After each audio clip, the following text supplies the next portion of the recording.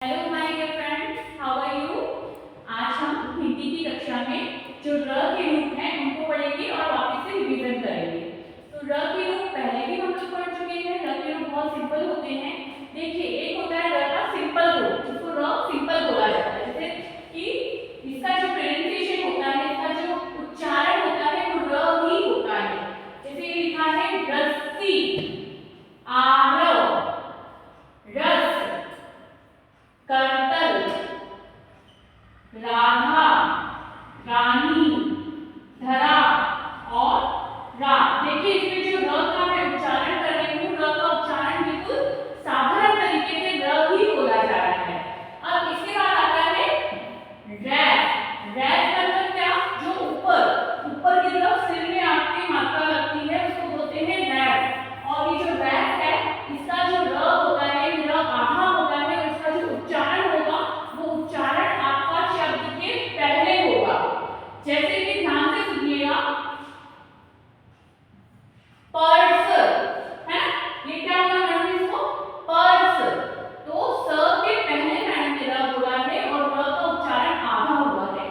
Purse, चर्चा, धर्म, दर्पण, पर्यावरण। देखिए, इसमें र का साधारण रूप भी आया है और र का व्यस्त रूप भी आया है। इसको हम क्या पढ़ेंगे? पर्यावरण, स्वार्थ, कुर्ता और वर्ष।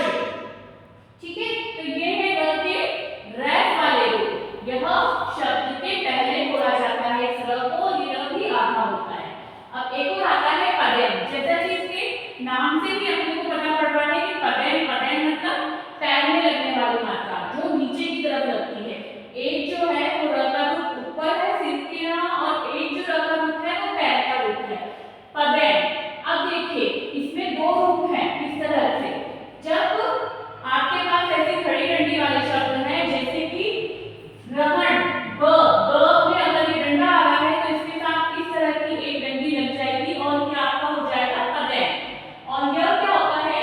यह शब्द के बाद बोला जाता है। जैसे ग्रहण, ग्रहण, ग पहले आया है, र जो है वो बाद में आया, ग्रहण है ना। प्रकाश, शुक्रवार, सम्राट, प्रण, प्रकृति। देखो, ये थोड़ा सा अलग वर्ड है, इसके बारे में वापस बताएंगे। वज्र और ब्रश। ठीक है, अब इसमें और इसमें वापस से आप खुद बोलिए तो आपको अंतर समझ में आएगा। और इसी का ऐसा रूप है। देखिए, जब हमारे पास ऐसी खड़ी डंडी है तो खड़ी डंडी में आप क्या लगाएंगे? ऐसी मात्रा लगा देंगे। पर अगर शब्द जो है वो गोलाकार लिया हुआ है, गोल है, तो फिर आप उसमें इस तरह का डंडा कैसे लगाएंगे? नहीं लगा सकते, तो उसके लिए हमको क्या लगाना पड़ेगा? उल्टा वी। जैसे कि ट्रक, ड्रम, ट्रॉली, ड्रामा, राष्ट्र। ये सब भी पदेन के ही उदाहरण हैं। पर चूंकि ये गोलाकार शब्द है इसलिए इसमें क्या आया है? इस तरह से उल्टा वी बनाया है। अब देखिए, ये शब्द, इन शब्दों में कुछ शब्द इस तरह से कंफ्यूजन वाले हैं, जो कि बच्चे बहुत ज्यादा कंफ्यूज होते हैं। तो आपको कंफ्यूज नहीं होना है।